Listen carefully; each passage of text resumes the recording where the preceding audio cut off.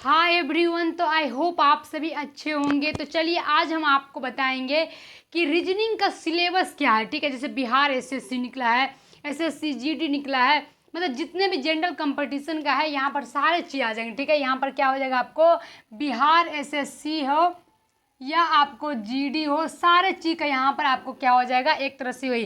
क्यों, रीजनिंग में आपको जो है बीपीएससी शिक्षक भर्ती हो, ठीक है, मतलब रीजनिंग में आपको लगभग वही पैसेज वही सारा चीज़ पढ़ना होता है जो सब एग्जाम में पूछा जाता है। इसीलिए एक ऐसा कॉमन सब्जेक्ट होता है रीजनिंग और मैथ्स, जो आपको सारे सब्जेक्ट को कह सकते हैं कि एक अच्छा नंबर दिलाने वाले भी होते हैं, और सारे में आपको एक अच्छा स्कोर करके एक मतलब सभी एग्जाम में आपको मतलब जॉब लेने तक का सहायक करते हैं, क्योंकि आपको ज़्यादा मात्रा में रहते हैं रीजनिंग और मैथ्स। ठीक है, यही दोनों बच्चे डरते हैं, तो इसी दोनों से नहीं डरना है। ये दोनों ऐसा सब्जेक्ट होता है जो आप एकदम बस दिल थाम के पढ़िए, सारा चीज़ क्लियर हो जाएगा। ठीक है, तो चलिए आज हम बताएंगे आपको एसएससी जीडी हो, बिहार एसएससी हो, बिहार आपको जो जो भी बिहार के शिक्षक भर्ती हो, जो भी एग्जाम होंगे उसमें कितना रीजनिंग पूछना है, पढ़ना है। ठीक है, जैसे कि सबसे पहले एक होता है वर्बल रीजनिंग, एक होता है नॉन वर्बल। ठीक है, इन दोनों में बस आपको कुछ चैप्टर्स पढ़ना है जिससे आपको हु बहु क्वेश्चंस आना ही आना है, ये आपको गारंटी है। ठीक है, तो जो भी नए बच्चे बने होंगे चैनल को सब्सक्राइब जरूर कर लेंगे। इसी तरह आपको रोज क्लास चलेगा। ठीक है, और प्लेलिस्ट बना हुआ सारे कंपटीशन की तैयारी होता है। ठीक है, सीटेड हो चाहे जो भी इंफॉर्मेशन आता है हम आपको देने की कोशिश करेंगे। ठीक है, तो चलिए यहाँ पर हम कोशिश करेंगे क्या, आपको 2 रीजनिंग क्लास हो भी गया है, लेकिन आज हम आपको सारे को एक पैटर्न बता देते हैं। मैथ्स का भी क्लास शुरू कर दिया, आप जाकर वहाँ पर देखेंगे। ठीक है, प्लेलिस्ट बना हुआ है सारे चीज़ का। तो देखिए वर्बल में क्या होता है, एक होता है कोडिंग डिकोडिंग, जो एक ऐसा होता है कोडिंग डिकोडिंग जो आपको पूछना ही पूछना है। 2 से 3 नंबर, ये नंबर लिख दिए कि कितना नंबर का आपको पूछा जाएगा। ठीक है, ये इसके साथ क्या है, ये नंबर कितना कितना नंबर का पूछा जाता है। ठीक है, कोडिंग डिकोडिंग 2 से 3 नंबर रहेगा। वर्ग मतलब क्लासिफिकेशन जो होता है वर्गीकरण, ये रहेगा 1 नंबर। आपको जो होता है एनालॉजी होता है 3 नंबर। अक्षर श्रृंखला मतलब लेटर सीरीज और नंबर सीरीज, इसमें से भी 2 नंबर होता है। गणितीय संक्रिया है, ठीक है, गणितीय संक्रिया जो गणित मेथड से रीजनिंग होता है, जो क्वेश्चन भी करके हम आपको दिखाएंगे। ठीक है, वो क्या होता है 2 नंबर। पासा डैश क्या होता है 1 नंबर। बैठक सीरीज मतलब क्या होता है अरेंजमेंट, अरेंजमेंट जो होता है आपको क्या होता है 3 नंबर। मतलब समझिए कि ये कौन सा एग्जाम है जहाँ नहीं पूछा जाता, एक हमें बात बताइए।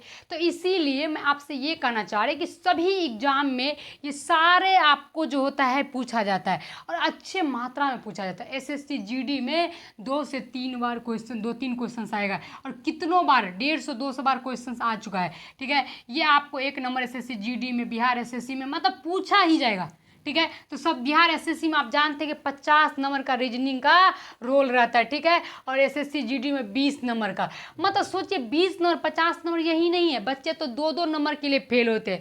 तो इसीलिए आप अगर रीजनिंग और मैथ अगर पूरी तरह से कंठस्थ कर लेते हैं तो आपके लिए वो बहुत ही अच्छा नंबर दिलाने का कोशिश करेंगे। तो क्या देखिए आपने कि है आपको कोडिंग डिकोडिंग पढ़ लेना है अच्छे से। मैंने कोडिंग डिकोडिंग और नंबर सीरीज ये दोनों क्लास करवाए हैं, आप जाकर एक बार देखिए।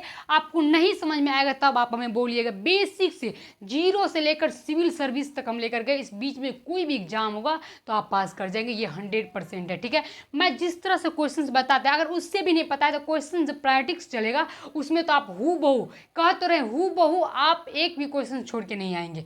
ये मेरा कह सकते हैं कि एक तरह से आप लोग से वादा है कि मतलब जब हम प्रैक्टिस कराएंगे तब आपको एक भी दिक्कत नहीं होगा। ठीक है, तो क्लास कर लेंगे। ये आपको इतना सब चैप्टर्स बस पढ़ना है, इसमें 50 नंबर 20 नंबर मतलब मिल सकता है। ठीक है, 50 नंबर एसएससी में लगभग, और 20 नंबर क्या है आपको एसएससी जीडी में। ठीक है, दूसरी बात आपको नॉन वर्बल में क्या होता है, एक मिरर इमेज होता है। ठीक है, मतलब दर्पण, मतलब एक ये मान लीजिए यहाँ पर दर्पण रखा था, आगे में किस तरह से दर्पण, ये दिमाग लगाने वाली है, उल्टा दिखेगा या सीधा दिखेगा या किस तरह दिखेगा। ये जब आप चैप्टर्स पढ़ेंगे तब आपको पूरी तरह से ऑल ओवर पता चलेगा। ठीक है, आप यहाँ पर नाम जान लीजिए। ठीक है, एक होता है इवेंट, जैसे कि एक होता है एवेंडेंट आकृति। ठीक है, ये भी आपको आकृति वाला, नॉन फॉर्मल मतलब सारा चीज आपको एक तरह से प्रकृति मतलब आकृति इमेजिनेशन करना पड़ेगा। ठीक है, तो जैसे आपको पता चलेगा जब पढ़ेंगे तब। ठीक है, तीसरा क्या पढ़ना, आपको आकृति को पूरा करना, मतलब आकृति क्या होगा, आपको ऐसे ऐसे ऐसे कर दे दिया होगा, आपको कहेगा पूरा करने के लिए। ये भी एक दिमागी कैलकुलेशन है। तो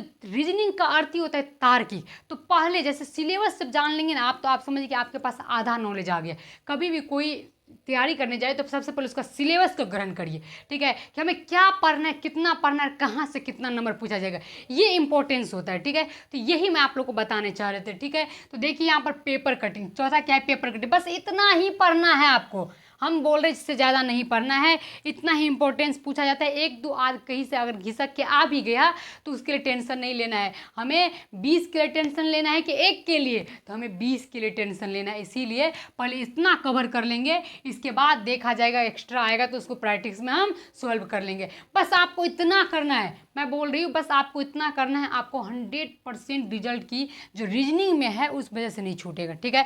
मैथ्स का भी सिलेबस हम आपको बताए हुए हैं, अगर आपने फर्स्ट क्लास नहीं किए तो करेंगे, जाएंगे प्ले लिस्ट में, वहाँ बना हुआ है मैथ्स क्लास का, रीजनिंग क्लास का, सारा चीज़ का प्ले लिस्ट बना हुआ है, वहाँ जाकर देखेंगे। ऑल ओवर आपको ये रीजनिंग जो है आप सिलेबस से जान लीजिए कि आपको इतना पढ़ना है, और आज अगर आप इतना जान गए तो समझिए आपका आधा रीजनिंग सीख ले। कहेंगे कैसे, क्योंकि यही होता है, हमेशा यही होता है, जब आप सिलेबस जान लेते तो आपका आधा टेंशन हल्का हो जाता है। तो ये एक सिलेबस था, तो हम शुरू कर दिए हैं रीजनिंग, बस आप जाकर वहाँ से क्लास देखेंगे। भले वहाँ पर लिखा हुआ है बीपीएससी बिहार टीचर के लिए, ठीक है आपको, लेकिन आपको सारे के लिए हम वहाँ पर ऑल एग्जाम प्ले लिस्ट में बना दिए हैं, सभी एग्जाम के लिए वो महत्वपूर्ण होंगे, ठीक है। तो चलिए हम आज के लिए यही रहने देते हैं, कल से फिर शुरू करेंगे। नंबर सीरीज हो गया, कोडिंग डिकोडिंग होगा, अब क्या आपको एक क्लॉक भी इसमें पढ़ना होगा, ठीक है।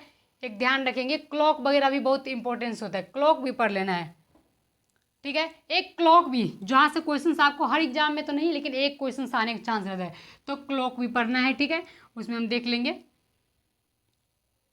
तो क्लॉक भी पढ़ना है, वो भी आपको अब शुरू करेंगे। तो चलिए आज के लिए यही रहने देते, मिलते अगले क्लास में, थैंक यू।